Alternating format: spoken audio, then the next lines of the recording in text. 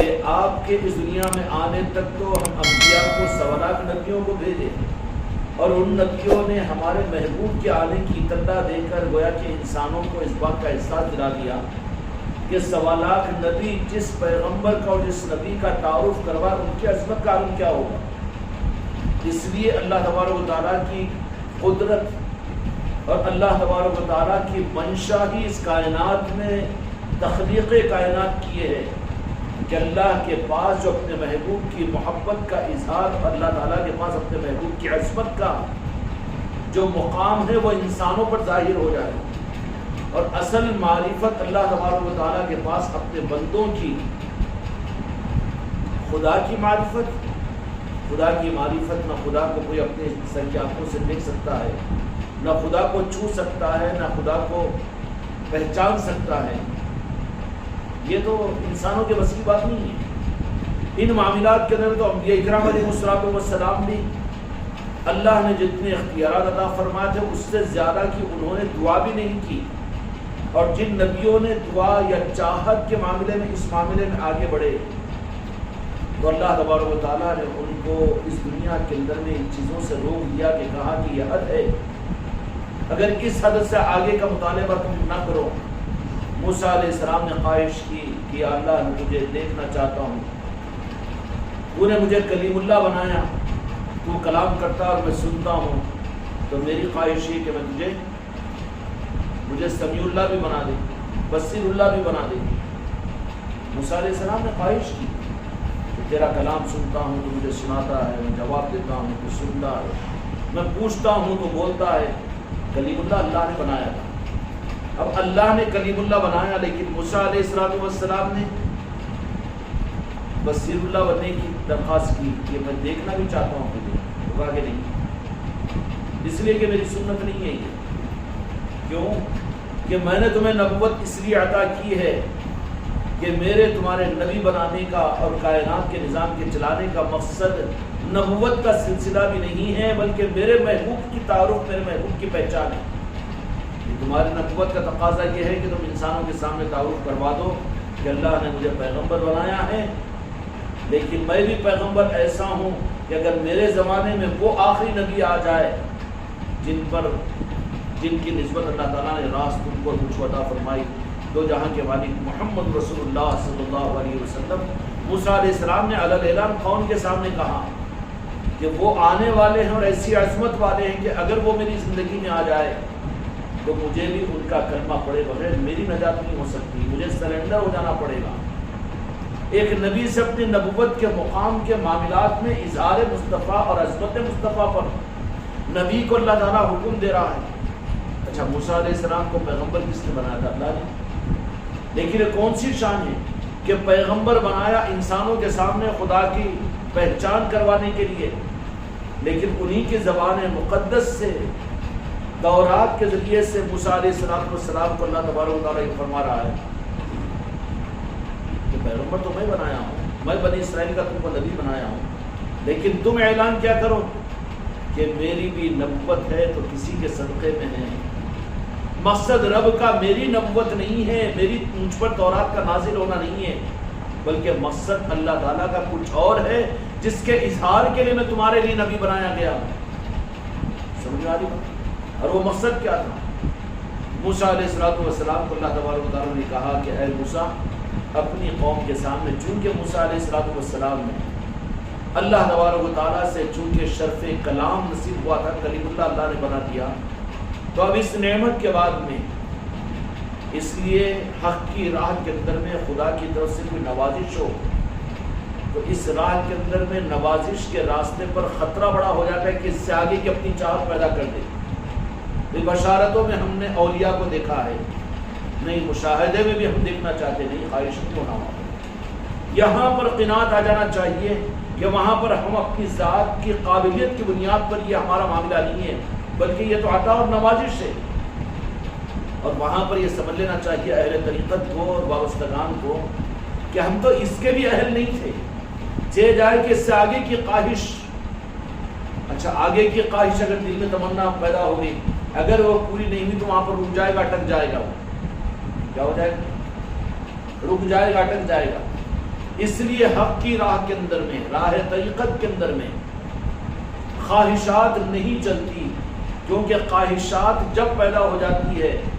تو ملی ہوئی نعمت کی ناقدری کے عذاب میں یہ مبتلا ہو جائے گا، پھر یہ سمجھے گا کہ مجھے اولیاء کی بشارت اس لیے ہو رہی ہے تاکہ میں قابل ہوں، اپنے کو قابل سمجھے گا اور کہا کہ جب یہ ہوا تو آگے کا بھی ہونا چاہیے مجھے، وہ بھی ہو سکتا ہے، اس کے لیے میں وظیفے پڑھوں گا، میں اس کے لیے زیادہ ریاضتیں کروں گا، ذرا کچھ اور زیادہ آگنے کی میں کوشش کروں گا اور زیادہ، اور کوئی ایک اور ایسا آپشن دیکھوں گا کہ جس سے اور آگے کی چیز مل جائے، تو خواہش راہ طریقت کے اندر میں نقصان کا باعث بن جاتی ہے کہ راہ طریقت میں اگر چل رہے ہوں راہ سلوک کے اندر میں، تو اگر کوئی مقامات پر اس کو احساس بھی ہو جائے کہ یہ اللہ تبارک و تعالیٰ کی طرف سے انعام ہوا کہ اولیاء کی بشارتیں ہوئی، دو جہاں کے مالک محمد رسول اللہ صلی اللہ علیہ وسلم کی بشارت ہوئی ہو، یا اللہ تبارک و تعالیٰ نے اور نظام بھی اس کو کھول دیے ہوں، یا یہ بھی ہوا ہو کہ بشارتوں کے علاوہ مشاہدے میں بھی اگر اور باتیں آئی ہوئی ہو، تو پھر وہاں پر آدمی کی حفاظت کا ذریعہ مریدین اور سالکین، پیر اور خلیفہ اور مرید کی حفاظت کا ذریعہ صرف یہ ہوگا کہ جو ہوا اس کو انعام سمجھے، نوازش سمجھے، تو پھر یہ محفوظ رہے گا، اور جو انعام اور نوازش سمجھے گا تو وہ خواہش کے راستے پر نہیں جائے گا، ورنہ اس راہ طریقت میں خطرے میں پڑ جاتے ہیں۔ اور اسی لیے تعلیمات ضروری ہوتی ہے کہ خواہشات ابھرتی ہے، انسان کی فطرت میں اللہ نے خواہش اور آگے بڑھنا اور آگے کی خواہش کو اللہ تعالیٰ نے رکھا ہے، اسی کو دوسری زبان میں قرآن مجید میں نفس کہتے ہیں کہ آگے کی چاہت اس کے اندر پیدا ہو، یہ ہوگی انسان کی فطرت میں، وہ چاہے گا کہ اتنا جب مل گیا ہے تو میں آگے کی چیز کو بھی منزل کو حاصل کروں۔ اگر اس کے بعد یہ اگر سامنے آ گئی کہ میں مرید بن چکا ہوں تو خلیفہ بن جاؤں، خلیفہ بن چکا ہوں تو پیر بن جاؤں، پیر بن چکا ہوں تو ولی اللہ بن جاؤں، یہ خواہشات آتی ہے لیکن خطرے میں پڑ جاتا ہے، کیونکہ خواہش اگر پیدا ہو رہی ہے تو وہاں پر رکو اور اپنے قدموں کو ایک قدم پیچھا لے لو، وہاں پر حفاظت اس کی ہوگی کہ وہاں یہ کہ جو کچھ منزل حاصل ہوتی ہے یہ تو نوازش ہے، عطا ہے، میں تو اہل نہیں ہوں اس کا، تو پھر خواہش وہاں پر بڑھ جائے گی۔ اب کسی آدمی کو اینٹ و پتھر کی جھوپڑی نصیب ہو گئی ہے، اب اس کو خواہش تو ہوگی کہ اچھا مکان ہو، اچھا مکان ہو، خواہش تو ہونے کی چیز ہے، لیکن وہ اگر یہ خواہش کو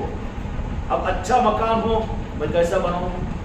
چلو ان سے قرضہ لو، ان کو ڈباؤں اور لوٹ لوں اور ان سے وہ کروں اور ان کے اوپر یہ کروں، ان کو دھوکہ دے دوں، یہ خواہش پر یہ 10 حرام راستے کھل جاتے ہیں۔ اس کے بجائے جو کچھ بھی اللہ تعالیٰ نے عطا کیا ہے وہاں پر یہ سوچ لیں کہ میں تو اس قابل نہیں، اللہ کا شکر یہ ہے کہ مجھے کچا مکان تو اللہ نے عطا کیا، میں تو اس کا بھی حقدار نہیں تھا، تو خواہش کا گلا وہاں پر گھوٹ جائے گا تو نتیجہ کیا نکلے گا، بہت غلط راستوں سے بچ جائے گا۔ اسی طریقے سے راہ طریقت کے اندر میں جب دنیا کے معاملات میں حفاظت کا راستہ بھی یہ ہے کہ جو کچھ ملا ہے اللہ تعالیٰ کی طرف سے اس کو انعام سمجھ کر خواہش پر اپنے آپ کو آگے نہ بڑھائے، اگر خواہش کے راستے پر آگے بڑھے گا تو پھر غلط راستوں پر ہی پہنچ جائے گا۔ راہ طریقت کے اندر میں اس سے زیادہ خطرناک یہ چیز ہو جاتی ہے کہ یہاں پر بھی اگر خواہش اگر ابھر رہی ہے کہ یہ ماشاءاللہ میں تو 5 وقت کی نماز پابندی کے ساتھ میں پڑھتا ہوں، دوسرے تو وہ بھی نہیں پڑھتے، رمضان کے روزے تو میں تو رہوں گا نہیں کا کوئی سوارش نہیں، سحر کے بعد میں ایک بارہ قرآن پاک کی تلاوت تو ہوگی چھوڑی مجھ سے، میں تو کروں گا ہی کروں گا یہ چیز۔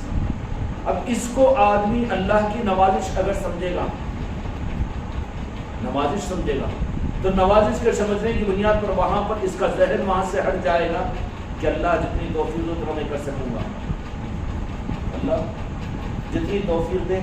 اس لیے کہ اللہ کے ہاتھ میں اس کی توفیق اور اس کی ہدایت، اگر وہ نہ چاہے گا تو نہیں کر سکتا میں۔ تو یہ اپنی خواہش کے راستے کو اپنی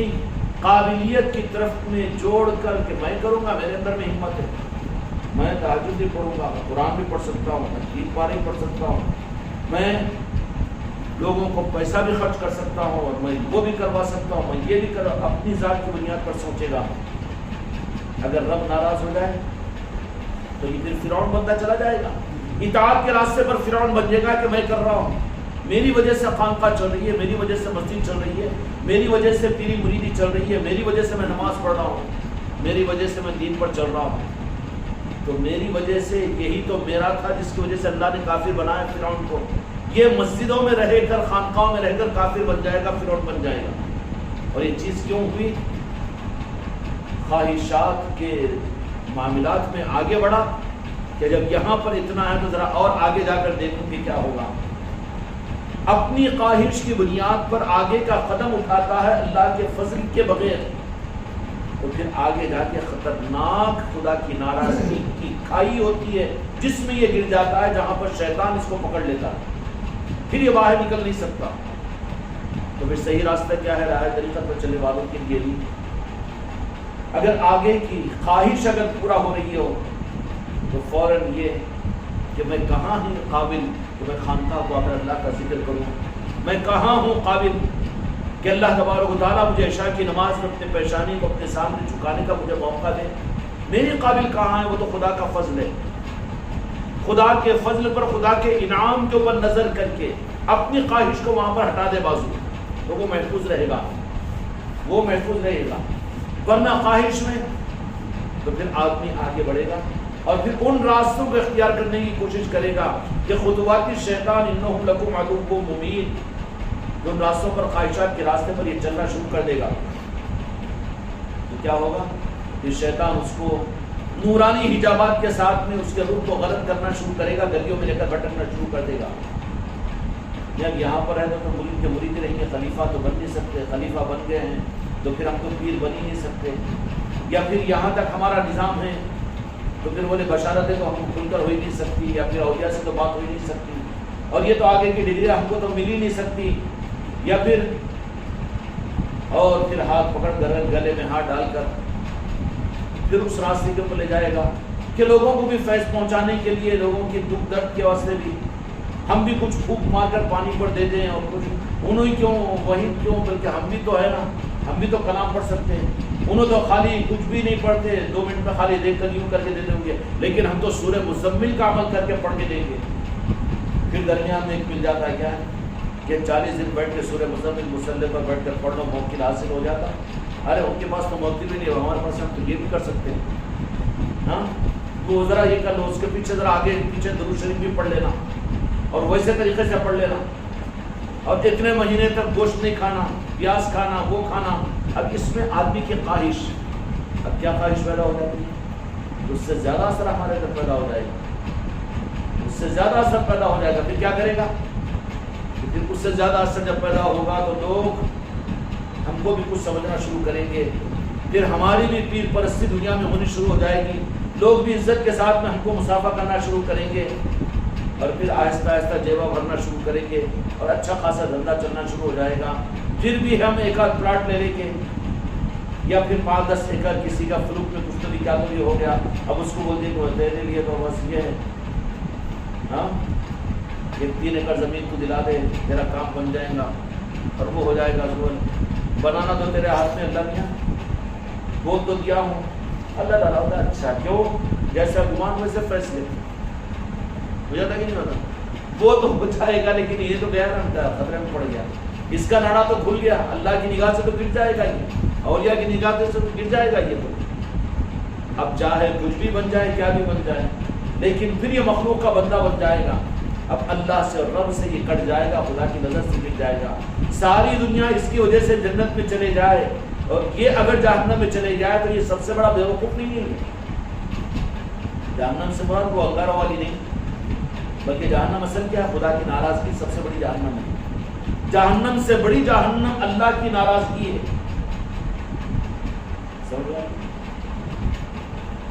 تو یہ معاملات ہوتے ہیں۔ اس لیے خواہشات ان لائنوں کے اندر میں، راہ طریقت میں، راہ سلوک پر چلنے والوں کے لیے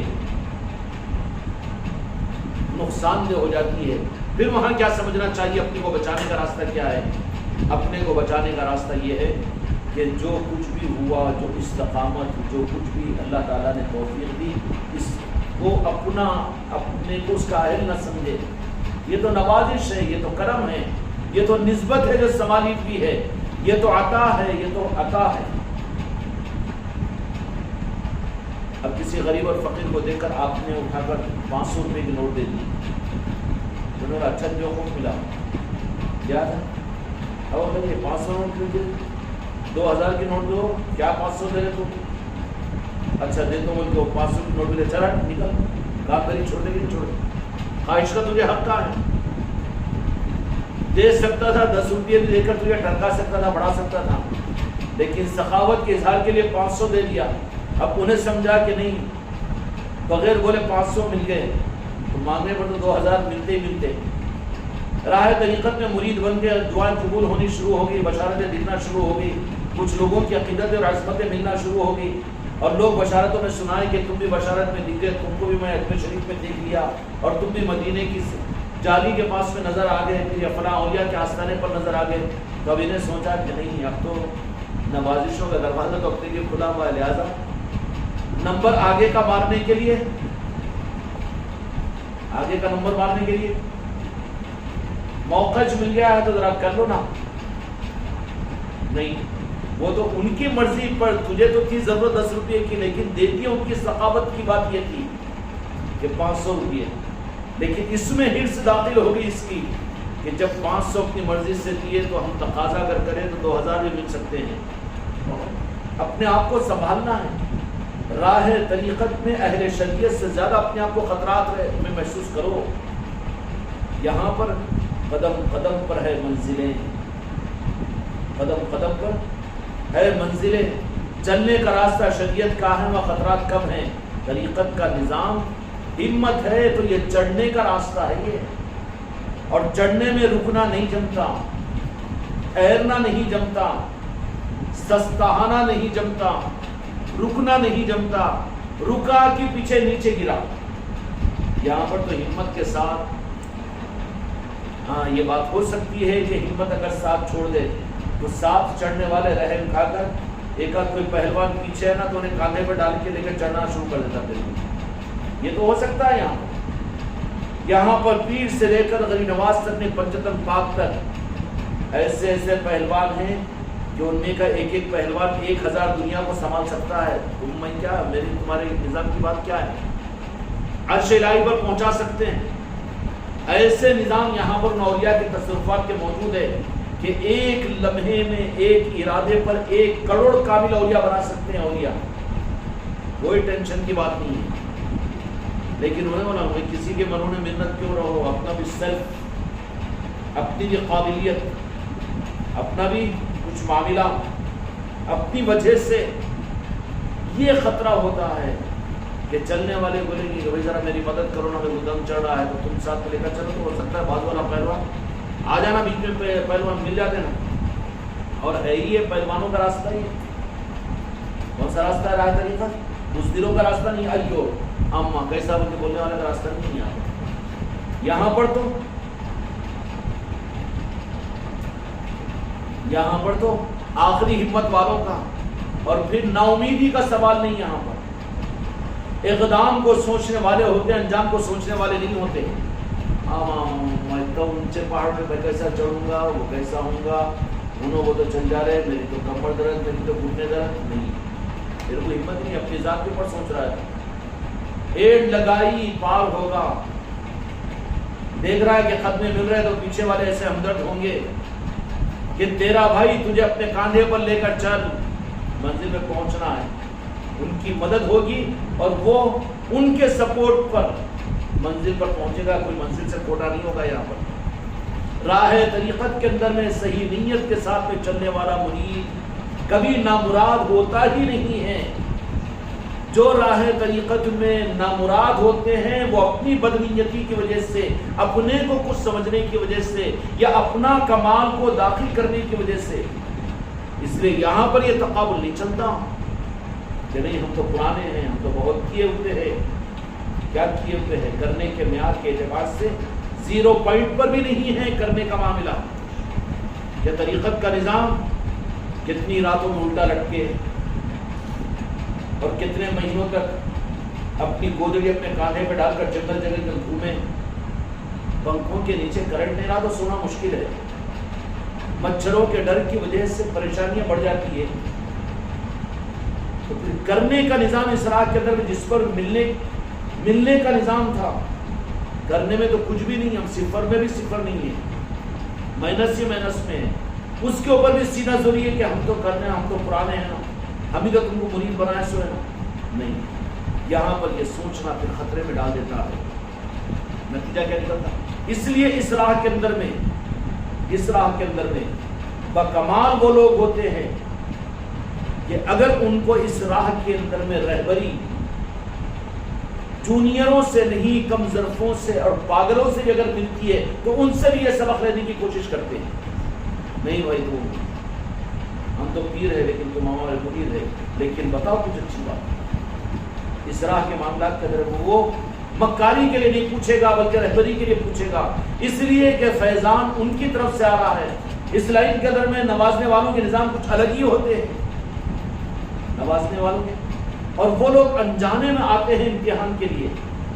اور نوازنے کے لیے بغیر امتحان کے تو نوازتے نہیں نا جی، لیکن حقیقت میں جو معاملہ ہوتا ہے کہ نوازے جانے کے لیے اچھا اس کو وہ منزلوں سے کچھ امید بنی آگے بڑھانا ہے، تو پھر وہ پیر ڈائریکٹ خود اس کے ساتھ میں معاملہ نہیں کرتا، یہ تو کسی پیر کامل کو حقیقت کے ساتھ میں اپنے مرید اور خلیفہ کے امتحان کے لینے پہ لیے، تو جیسے ڈاکٹر ہوگا، کیا ہوگا؟ ڈاکٹر ہوگا نا، مثالیں سمجھو، دنیا کو سمجھانا مقصود نہیں ہے یہ ہمارا، اگر ایک بھی اس کو سمجھ جائے گا نا، ہم کو 10 کی ہرس نہیں، 2 کی تمنا نہیں، ارے جو کسی برادر نے وطن غیر مسلم کے دل کے توڑنے پر اپنے کو تیار نہیں کرتا، اپنی زبان سے، اپنے اخلاق سے، تو پھر کیا سمجھتے ہو کہ اس پیر کو کہ جو اپنی جان، اپنے مال، اپنی زندگی سے جو تمہارا غلام بن چکا ہے، اس کو تم کو تمہارے دل کو تکلیف پہنچائے گا؟ وہ جو تم کو تکلیف پہنچانا محسوس ہو رہا ہے نا، اس کی تکلیف اس کے دل سے پوچھو پیر کامل کے، تو پھر کیا کرتے ہیں؟ اصل پیران کامل جو ہوتے ہیں وہ لوگ جن کو نشانہ بناتے ہیں، ان کے لیے اور اولیاء کے نظاموں کو لگا دیتے ہیں کہ تم ان کی نگرانی کرو اور پھر ان کو تیار کرو، کیوں کہ اگر یہ کام میں اپنے ہاتھ میں لے کے پیچھے پڑ جاؤں تو پھر انہیں تو تنگ ہو جائے گا، غلط تو دیکھ نہیں سکے گا جس کو صحیح بنانا ہے، غلط تو دیکھ نہیں سکے گا، مجبوراً اس کو ہر بات پر ٹوکنا پڑے گا، ہر رخ اس کو غلط ہے تو صحیح کرنا پڑے گا، تو پھر وہ لوگ کیا کرتے ہیں؟ یہ بڑھتے ہیں آقاؤں کے پاس عرض کر کے اولیاء کے حوالے کر دیتے ہیں، اچھا دکھنے والے پیر کی تربیت اچھی رہتی ہے، کڑوی بہت اچھی لگ جائے گی، کیونکہ اس کا میٹھا شکر کھا لو گی تو پھر کڑوا مکمل ختم ہو جائے گا نا، لیکن برخلاف نہ دکھنے والے اولیاء کا نظام اگر اس کے حوالے وہ کر دے تو وہ تو تمہارے سرما کی رات میں اوڑے ہوئے رضائی کے اندر بھی تو وہ دیکھیں گے، تمہارے دلوں کے اندر میں جو چیزیں ہیں اس کے اوپر بھی تو نظر رکھیں گے، بیٹھے ہوئے دماغ میں کیا گھوم رہا ہے اس کے اوپر بھی تو وہ نظر رکھیں گے، تو امتحان ان کا بڑا ہے کہ دکھنے والے کا امتحان بڑا ہے؟ کس کا ہے؟ ان کا امتحان بڑا ہوگا نا، جو تمہارے دماغ کے زاویوں کو پہچانیں گے، پھر انہوں کون ہوتے ہیں؟ تم قدم اٹھا رہے ہو تو اٹھانے سے پہلے تمہاری کیا ارادے ہیں اس کو دیکھیں گے، وہ کتنا نازک مسئلہ ہو جائے گا، بہت خطرات میں پڑ جاتے ہیں، پھر بہت خطرات میں پڑ جاتے ہیں۔ اب بالمقابل ان کے جن کو پیر خود اپنے پر لے کر سنبھالنے کی اور ان کی تربیت کی کوشش کرتا ہے، سنبھالنے کی کوشش کرتا ہے، مرید کے لیے اور خلیفہ کے لیے وہ امتحان آسان اور کم ہوتا ہے کہ اپنے ہی پاس میں رکھے اور اس کو سنبھالنے کی کوشش کرے، کیونکہ مسئلے کو آگے بڑھنے نہیں دیتا، وہ اپنے پر لے کر سنبھال لے گا۔ وہاں پر مرید تو وہ ہوگا جو اپنے ظاہر و باطن سے اپنے آپ کو جیسا معصوم بچہ اپنے ماں کے حوالے کر دیتا ویسا اپنے آپ کو حوالے کر دے، کچھ چھپانے کی کوشش نہ کرے۔ تو جن خلیفہ اور جن مریدوں کو پیر اپنی راس نگرانی میں رکھے، یہ ان کے لیے آسان راستہ ہے بنسبت یہ سنبھالیں گے اس کے بعد پھر اب زیادہ ٹینشن لینا شروع کر رہا ہے، تو ضرور اس کو اب تمہارا معاملہ اولیاء کے ساتھ میں وہ تاج الاولیاء سے، راجن شاہ ولی سے اور غریب نواز سے، صابر پاک سے، بس ان کو یاد کرتے رہو، اب انہیں بھی خوش میرا معاملہ تو بڑھ گیا, مجھے تو حضرت کیا ہوا, حضرت کچھ کر دیا والے اور کر دیے نا. تو یہاں پر بیٹا نہیں سنبھل رہا, بیوقوف بنانے کے چکر میں ہے, یہاں پر ذرا زیادہ وزن پڑ رہا بلکہ ان کے حوالے کر دیے, خطرات میں پڑ جائے گا. اور اس کی وجہ خواہشات ہوتی ہے. تو میں اس میں آگے نہیں, جو کچھ بھی اس کو نوازش سمجھ اور اپنی اوقات سے زیادہ انعام سمجھ. ملی 500 کی نوٹ تو اس کو قدر کے ساتھ میں رکھ لے, شکریہ ادا کر دے سامنے والوں کا. تیری حیثیت تو 10 روپے کی تھی لیکن 500 مل گئے. لیکن ہرس پیدا ہو کے کیا دے کہ 500 روپے 2000 دو میں کو اور دیتا ہوں, لاؤ کھینچ کا جا پڑنا چک. مرید اور خلیفہ کے لیے سب سے بڑا روگ اور سب سے بڑی رکاوٹ اور سب سے بڑا دھوکہ یہ ہے کہ اپنے پیر کو غافل سمجھ لیتے. جو خلیفہ, جو مرید اپنے پیر کو غافل سمجھ لے اپنی ذات سے, اپنی رات کی تنہائیوں, دن کے اجالوں سے اور اپنے دل کے اندر کی بات اور زبان کی بات سے, وہ سب سے بڑی گمراہیت میں مبتلا ہے. پھر اس کی گمراہیت اس کو لے ڈوبے گی. پھر کیا ہوگا, لے ڈوبے گی تو کافروں کو زندگی نہیں بنا دے گا, وہ اپنے سے ہٹا دے گا. ٹھیک ہے جاؤ, راستہ ہے بھائی, اس راستے کے اوپر چلو. پیر کامل کو اپنے بچے کو اور اپنے مرید کو سنبھالنے کے لیے جس کو ٹارگٹ بنایا ہوا ہے, اس کے لیے اس کی کمیوں کو اس پر ظاہر کرنا بہت گرا اور مشکل بھی ہوتا ہے. ہزاروں بات چھپاتا ہے لیکن جہاں خطرہ محسوس ہوتا ہے وہیں پر اس کو ٹوکتا ہے. وہ مرید اور خلیفہ کے لیے بہت نقصان کی منزل ہوتی ہے. جہاں پر کوئی مرید, کوئی خلیفہ اپنے پیر کو غافل سمجھ لے یا ناواقف سمجھ لے تو پھر تیری مریدی باقی کہاں رہے گی. نااہل سمجھ رہا ہے پیر کو تو پھر کہاں مرید رہا اس کا. اس لیے راہ طریقت کے باکمال لاروں میں سے ایک یا پیر ہے.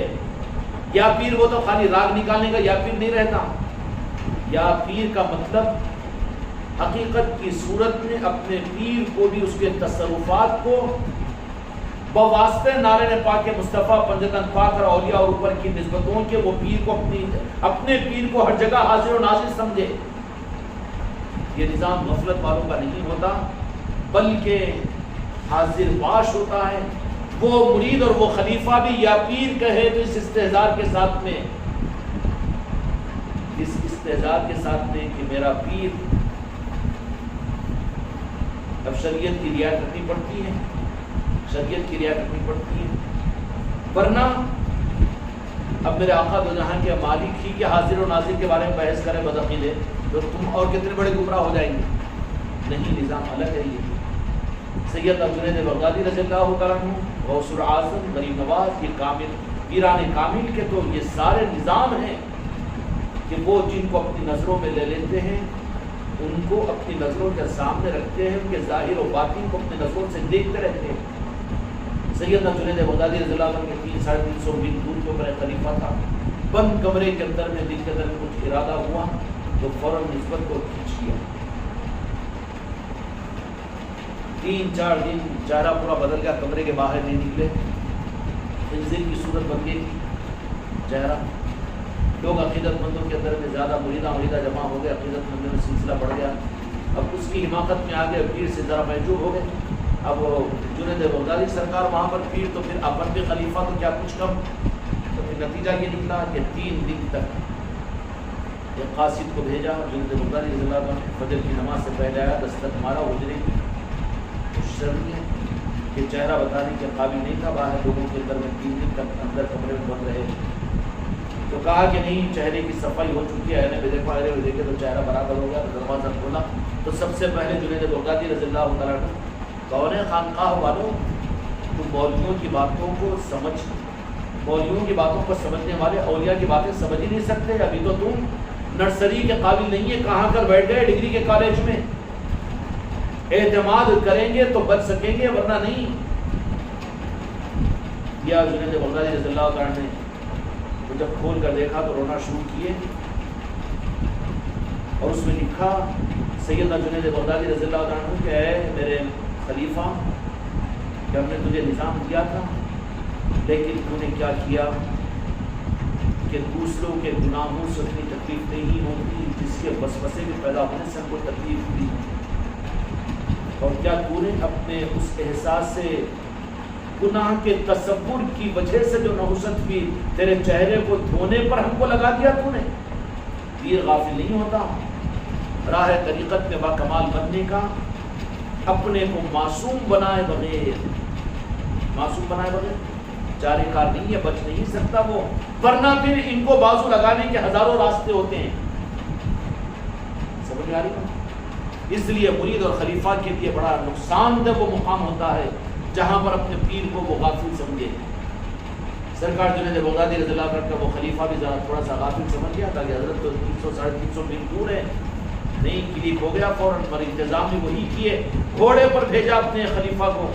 کہ جاؤ بندوں کے سنبھل کر رہو، گناہ تو دور کی بات ہے، گناہوں کا وسوسہ بھی ہم برداشت نہیں کرتے اس رات کے اندر میں، میرا پیر مجھے جانتا ہے، یہ بہت محفوظ ہو جاتا ہے، میری اچھائی و برائی کو مجھ سے زیادہ میرا پیر جانتا ہے، یہ بہت حفاظت کا راستہ ہے اس کے لیے۔ پھر وہ خود نہیں بھی سنبھالے گا تو اپنے آنکھوں کے سامنے کہ وہ مرید تو اندر اور باہر کے ساتھ میرے حوالے اپنے آپ کو کر دیا ہے، اپنے کو چھپانے کی چکر میں نہیں ہے بلکہ اپنے کو ظاہر کر دیا، اپنے کو کمینہ میرے سامنے ظاہر کر رہا ہے، اب اس کو باکمال بنانا ہے۔ وہ پھر فیصلہ کرے گا، پھر اس کو باکمال بنائے گا۔ اس کی معصوم قلبی اور اپنے کو برا سمجھوانا، اپنے کو برا ظاہر کرنا پیر کے سامنے یہ ادائیں ہو جاتی ہے کہ جس کی وجہ سے دل اس پر بیٹھ جاتا ہے، اور جو اپنے کو اچھا ہی ثابت کرنے کی کوشش کرے، ذرا انہیں گھور کے دکھا دو، پھر ہزاروں تھاپ دبے آ جاتے نا، اور وہ مرید اور وہ خلیفہ کو منزل مل ہی نہیں سکتی جو اپنے پیر کو غافل سمجھے۔ کیوں کہ علم میں آنے کے صرف پیر کے وجود پر اگر وہ نسبتیں اس کی صحیح ہے تو وہ سارے اپ ڈیٹ پہنچتے رہتے ہیں، کوئی اطلاعات آتی چلی جاتی ہے۔ اور شکر ہے خانقاہ محمدی کے وابستگان پر کہ اولیاء کی نگاہیں تربیت کے لیے لگی ہوئی تمہاری نہیں، اس لیے غلطی سے بھی روح ڈالنے کی کوشش مت کرو، یہ روح کھول دیے ہیں ہم، اور نقصان دہ ہو جاتی ہے وہ چیز جو اپنے کمالات کا روپ کسنے کے لیے اپنی اچھائیوں کو سنائیں، نقصان دہ ہو جاتی ہے وہ چیز جو اپنی کمیوں کو، کمینے پن کو چھپانے کے لیے دوسری باتوں کا وعدہ اوڑے۔ جو خود اپنے کو ظاہر کرنے کی کوشش نہ کی جائے تو کب تک اس کو زبردستی کے کھول کر دیکھے گا، نہیں تھک جائے گا تو پھر اور 2-4 کپڑے پہنا دے کے اس کو حوالے کر دے گا جن کے کرنا ہے۔ اللہ تعالیٰ ہم کے ساتھ ہم سب کو آگے بڑھائے۔ بحق لا الہ الا اللہ۔